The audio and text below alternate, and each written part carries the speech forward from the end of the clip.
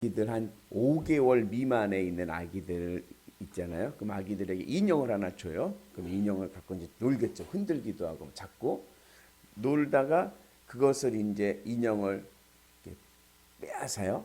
빼앗아서 이렇게 앞에다가 세워놔요. 그럼 아기가 어떨까요? 시선이 그 인형으로 가겠죠. 그죠? 갖고 놀다가 뭐 이렇게 뺏어서 이렇게 노니까 이게 보겠죠. 그러면서 어떻게 가지려고 잡으려고 막 버둥버둥 거리겠죠. 그것을 큰 타월로 덮습니다. 딱 덮어버리면 아이가 깜짝 놀래요. 눈이 이만해집니다. 그리고 좀 지나면 어떤지 아세요? 좀 지나면요, 마치 그 인형이 없었던 것 같이 행동합니다. 인형을 잊어버린 거예요. 그래서 인형 없던 것과 같은 상황 속에서 이제 딴짓을 하는 거죠. 전혀 무시하고 타월을 덮었으니까 그 가석을 벗겨가지고 갖겠다 이런 생각이 아니라 그냥 무시하고 다른 행동을 하게 됩니다. 이제 이런 것을 이제 아동 심리학에서는 뭐라고 얘기하냐면 대상 영속성이 아직 형성되지 않았기 때문이다라고 이야기합니다. 대상 영속성이라는 것이 뭐냐면 눈에 보이지 않아요. 그래도 그것이 있다라는 것을 인식하는 거예요. 그러니까 아까 이제 우리는 인형이 있어요. 인형을 타올을 딱 덮어버려요. 그러면은 인형이 보이진 않지만 인형은 있어. 알죠? 이 대상 영속성이 있기 때문에 그렇습니다. 없으면, 그게 형성되지 않았으면 안 보이면 없는 거예요. 우리가 이것은 이제 신앙에 적용을 하면 하나님이 눈에 보여요, 안 보여요? 하나님이 눈에 안 보여. 하나님이 눈에 안 보인다고 해가지고 하나님을 인식하지 못하고 하나님이 없는 것처럼 행동하는 것은 하나님에 대한 대상 영속성이 결여됐기 때문에 그렇습니다. 문제가 생겼어요. 그럼 그 문제에서 문제만 보이고 하나님이 보이지를 않아. 그러면 무엇이 생깁니까? 근심과 걱정이 생겨요. 그죠? 근데 문제가 있어요. 근데 문제가 있는데 그 문제 가운데서도 하나님이 나와 함께 계심을 내가 인지한다면, 내가 그것을 인식한다고 하면 근심 걱정할 것이 없죠. 왜요? 살아계신 하나님 나와 함께 계시는데 뭐가지 두렵겠습니까? 그런데 그것이 하나님이 인지되지 않으니까 두렵고 그리고 근심, 걱정을 하게 됩니다. 그래서 신앙에 있어서 중요한 것이 뭐냐면 믿음은 하나님에 대한 대상 영속성을 갖는 겁니다. 어느 곳에 있든지 하나님이 눈에 보이지 않고 내가 하나님이 실감되지 않을 때가 있어요. 그죠? 어떨 때는 그럴 때가 있어요. 그래도 하나님은 계시다라는 것을 내가 인지하고 깨닫고 믿음의 길을 가는 은혜가 있기를 축복합니다. 그러면 어떻게 해야 이 대상 영속성이 생기는가? 그 비결은 바로 마음의 할례를 받는 겁니다. 내 마음에 할례를 받을 때 비로소 눈에 보이지 않는 하나님이 내 삶 속에 계심을 내가 늘 인지하며 살아가게 됩니다. 오늘 말씀은 내용이 이런 거예요. 그 안디옥 교회에서 이제 바울과 바나바가 목회를 하고 있는데 이 안디옥 교회는 이방인 중심의 교회입니다. 이방인, 유대인들이 아니에요. 이방인들 중심의 교회예요. 그런데 그 안디옥 교회에 예루살렘에서 있던 교회 지도자들이 왔습니다. 와가지고 그들이 이 안디옥 교회에서 말씀을 가리키는 거예요. 말씀을 가리키는데 무슨 얘기를 하냐면 할례를 받아야 된다라고 말씀하는 거예요. 모세의 율법이 기록된 할례를 받아야 구원을 받는다 이렇게 얘기를 하는 거예요. 아이고, 교회가 뒤집어졌어요. 이제 이런 거예요. 요즘에 우리 비유로 하면 이런 거예요. 이제 막 개척을 했어요. 이제 막 우리 이제 연천 같지 막 아니면은 교회 전혀 다니지 않는 사람들 불신자들을 해가지고 이렇게 마을에 교회도 없는데 교회를 세워가지고 막 이제 처음 교회 나온 사람들 전도한 거예요. 그래갖고서 이제 초신자들이요. 처음 막 교회 나와가지고 있는 초신자들이에요. 그런데 저기 이제 서울에서 100년 넘은 전통 있는 교회에서 뭐 목사님이나 아니면 장로님이나 이런 교회 중직들이 왔어요. 오셨어요. 이분들은 모태 신앙이야. 어려서부터 태어날 때부터 신앙생활을 바르게 했던 분들이에요. 이분들이 교회 와가지고 이제 초신자들, 교회 처음 나온 초신자들로 모인 교회에다 모여가지고 이분들이 와서 설교를 하는데 11조를 해야 구원받는다고 하는 거예요. 그러면 초신자들만 모여가지고 이제 성도들, 처음 교회 나온 성도들이 와서 있는데 거기서 11절 안 하면 구원 못 받는다 이렇게 얘기를 해버리면 여기 있는 교인들이 어떨까요? 이제 난 이제 막 이제 믿음 생활하려고 바울은 그냥 저 술 담배 술 담배가 뭐가 문제예요? 믿음만 있으면 구원받아요. 해가지고 그냥 어떻게 어렵게 전도해가지고 자리를 채웠는데 아직 술 담배도 못 끊고 있는 사람들에게 11조를 안 하면 구원 못 받는다고 하니까 교회 교인들이 나 그럼 나 교회 못 다닐 것 같은데요. 이런 것과 같은 거예요. 그래서 바울이 이거는 이렇게 얘기하면 안 된다. 우리 교회는 상황이 있잖아요. 그죠?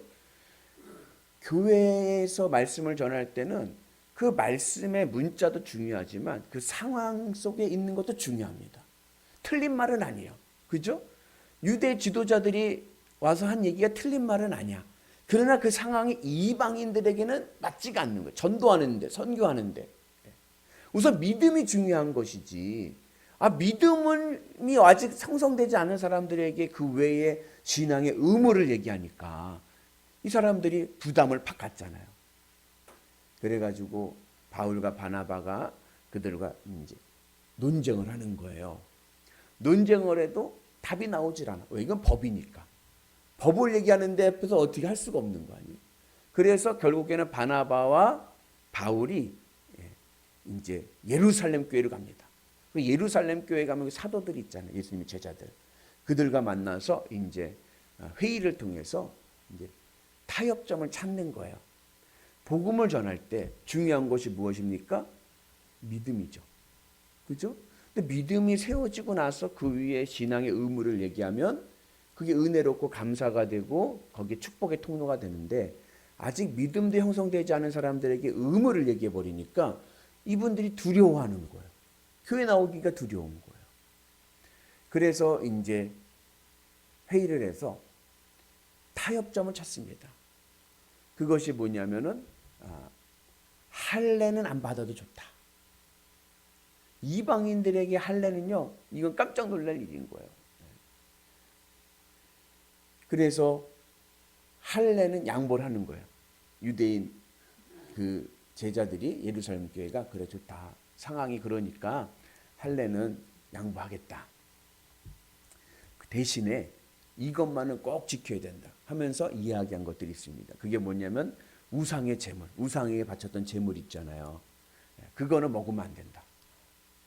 다니엘이 그 포로 생활하면서도 우상에게 바친 제물 먹지 않았잖아요. 그 풀만 먹었잖아요. 그래도 얼굴이 더 밝아지고 더 건강해져. 그죠? 그리고 목에 맨 짐승과 그 다음에 짐승에서 난 피 먹으면 안 된다. 피는 하나님의 것이니 생명을 의미하거든요. 생명을 함부로 다뤄서는 안 되는 거예요. 그리고 음행하지 말라. 이 음행이라는 것은 그 당시에는 이방 종교예요. 이방 종교. 이방 종교에서 나오는 우상 숭배 중에 하나입니다. 그래서 이제 그런 것들을 통해서 이제 그건 하지 말고 그리고 할례는 그러면 우리가 봐주겠다. 이제 이렇게 해서 타협점을 찾습니다. 근데 이것도 해석인 거예요. 나중에 고린도 교회에서 이런 일이 생기죠. 제물에게 바친 우상에게 바친 제물을 먹어도 되냐? 이 문제가 또 터진 거예요. 그때 바울이 하는 말씀이 뭐예요?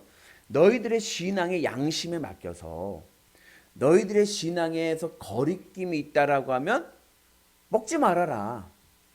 그러나 너의 신앙에 거리낌이 없다면 뭐 먹어도 된다. 그 음식이지 않냐. 그러나 너희들의 그 행동을 통해서 다른 사람이, 나는 거리낌이 없어요. 나는 거리낌이 없지만 다른 사람이 나를 보고 시험에 든다면 그러면 그건 하지 말아라. 이렇게 이제 믿음의 처방을 하지 않습니까? 그러니까 상황에 따라서 그 의미를 찾아서 신앙의 올바른 의미를 찾아가는 게 중요합니다. 왜 하나님이 할례를 하라 하셨습니까? 왜 할례를 하라고 하셨습니까? 왜 유대인들에게 할례가 그렇게 중요합니까? 할례는 하나님과의 언약의 징표이기 때문에 그래요. 내가 하나님의 백성임을 고백하는 하나님과의 언약의 징표예요. 그 창세기 17장에 보면 하나님께서 아브라함에게 언약을 맺으면서 그 언약을 확인하면서 해주셨던 행동이 할례인 거예요. 그리고 이 할례는 하나님의 축복의 언약을 담고 있습니다. 하나님의 백성의 표징입니다. 좋잖아요. 하면 좋은 거 아닐까요? 근데 이방인들의 상황에서는 그 할례의 의미를 잘 모르는 거예요. 그리고 바울 시대 때는 이 할례의 의미가 퇴색돼 가지고 왜 하는지를 몰라. 할례의 정신의 첫 번째는 뭐냐면 너는 전능하신 하나님 앞에서 완전하라예요. 무슨 의미냐면 할례 신앙은 내가 어느 곳에 있든지 나는 누구 앞에? 하나님 앞에 계시다라는 신앙 고백인 거예요. 늘 내 몸에 있는 그 표징을 보면서, 할례된 표징을 보면서 나는 하나님 앞에 계시지. 내 앞에 하나님이 계셔. 나는 늘 하나님과 함께하고 있어. 이것을 인지하고 고백하고 나가는 거예요. 그런데 그러한 신앙의 삶 속에서 할례는 하는데 정작 그들의 삶 속에서 하나님이 함께 있다는 것이 보이지를 않는 거예요. 그래서 사도 바울이 하신 말씀이 할례는 몸에 하는 게 아니라 어디다? 마음에 해야 된다. 행위로서의 할례가 중요한 것이 아니라 내 마음에 할례를 받아야 그것이 진정한 하나님 원하시는 할례이다 라는 것을 말씀합니다. 다윗이 골리앗과의 전쟁을 하게 됩니다. 그럴 때 이스라엘 군대들이, 사울 왕을 비롯한 이스라엘 군대들이 골리앗을 보고 어떻게요? 벌벌벌 떨어요. 그때 위문온 면회를 왔던 다윗이 그 모습을 보면서 뭐라 그래요? 저 할례 받지 않은 자가 누구이기에 만군의 주 여호와 하나님을 모독하느냐. 무슨 의미냐면 아니 하나님이 우리와 함께 계시는데 저 골리앗을 보고 왜 근심 걱정을 하고 있습니까? 문제가 크게 보이지만 하나님이 나와 함께 계심을 내가 믿고 인지한다면 두려울 것이 없죠. 그런데 문제만 보이고 하나님이 안 보여. 그러면 근심 걱정 두려움이 오게 되는 거예요. 그래서 우리가 신앙생활하면서 가장 중요한 믿음의 지혜는 뭐냐? 마음의 할례를 받는 겁니다. 예레미야가, 구약성경 선지자 예레미야가 이스라엘 백성들에게 묵나 외친 주제 중에 하나가 마음의 할례를 받으랍니다. 유대인들의 삶을 가만히 보니까 이스라엘 백성들이 육신의 할례를 받았다고는 하는데 전혀 믿음이 없어요. 하나님이 늘 나와 함께 계시고 나에게 복을 주시겠다고 했던 그 하나님의 언약은 잊어버리고 그냥 행위로서만 자기 의에 충만해서 살아가는 거예요. 그러다 보니까 이스라엘 백성들이 하나님의 심판을 받지 않습니까? 그래서 예레미야 선지자가 하는 말이 마음의 할례가 중요하다. 육신의 할례가 중요한 게 아니라 마음의 할례가 중요하다. 오늘 우리가 하나님의 은혜 안에서 마음의 할례를 받는 은혜가 있게 축복합니다. 그래서 하나님에 대한 대상 영속성이 있어야 돼요. 어느 곳에 있든지 하나님이 느껴지지 않는 상황 속에서도 하나님은 나와 함께 계시다. 할렐루야. 그 믿음으로 나갈 때 근심 걱정 없어지고 믿음으로 담대한 승리를 하게 될 줄로 믿습니다. 그런데 그럼 어떻게 해야 이 대상 영속성을 우리가 체득하느냐? 하나님에 대해서 그것은 바로 주님의 십자가에 연합해야 됩니다. 주님의 십자가의 은혜 안에 있을 때 우리가 하나님이 나와 함께 계시지.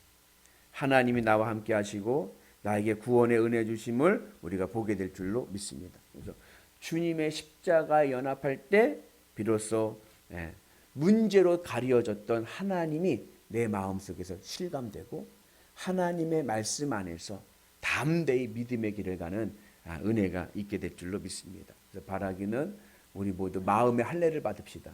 아멘이시죠? 그래서 어느 곳에 가든지 주님은 나와 함께 계시다. 그것을 늘 기억하시고 또 하나는 말씀이 중요하지만 그 상황도 중요한 거예요. 그 사람의 신앙적인 상태, 믿음의 상태를 보고 진단하고 그 사람의 눈높이에 맞춰서 말씀을 전해야지 내 눈높이만 보고 내 눈높이에서만 자꾸만 얘기를 하면은 이게 따라오지를 못하고 있는데 그잖아요. 초등학교 학생에게 고등학교 수학을 가르치면 무슨 의미가 있겠습니까?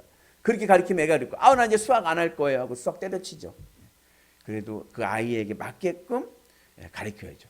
몸은 고등학생인데 수학 실력은 초등학교, 중학교라면 그때 그 초등학교, 중학교 실력으로 키워가지고 고등학교 수학까지 가야죠.